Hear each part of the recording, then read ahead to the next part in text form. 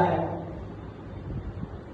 اور میں آپ کو بتاتا ہوں، جناب سیدنا ابو بکر جب انہوں نے میرے حضور کی سیرت کے سمندر میں غوطہ لگایا تو وہی ابو بکر صدیق اکبر بن گئے۔ حضرت عمر فاروق جب انہوں نے میرے حضور کی سیرت کے سمندر میں غوطہ لگایا تو وہی عمر فاروق قاتل سے عادل بن گئے۔ کون عمر؟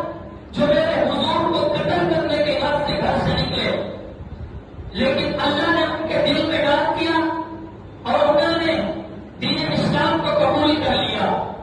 حضرت